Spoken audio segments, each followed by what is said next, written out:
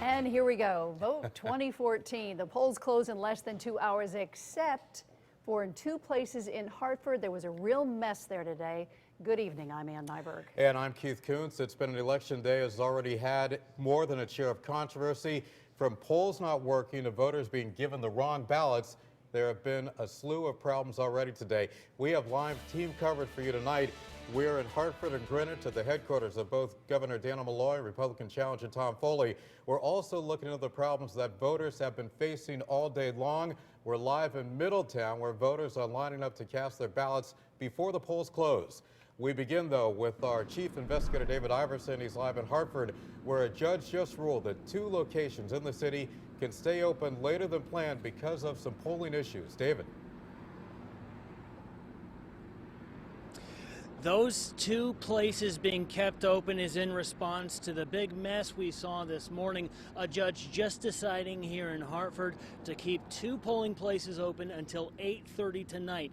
Doing that will give voters who were turned away this morning a chance to get back out to the polling places and cast their ballot. The problem was voter rolls were not delivered to polling places as they were required.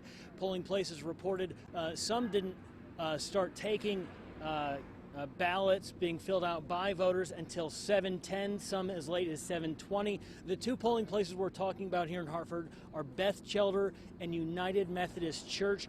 Those 2 places are staying open. The other thing the judge told the state and city to do is to take the ballots of anyone who comes in after 8 o'clock and set those ballots aside. Doing that is going to have them set aside if there are any other legal challenges. The question that we're still waiting to get an answer to is how something like this happens. That's a question I posed to one of the attorneys earlier today. Here's what he had to say.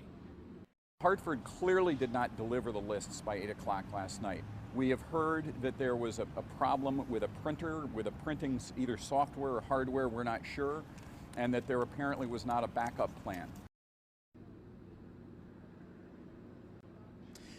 Now, this entire challenge came from the Democratic Party, and it's not hard to see why. Take a look at what happened in 2010. Governor Malloy, when he challenged Tom Foley, or when the 2 went head-to-head, Governor Malloy won handedly here, so that's probably part of the reason, at least, why he is asking for the judge to take a second look at this. For now, we're live in Hartford. David Iverson, News 8.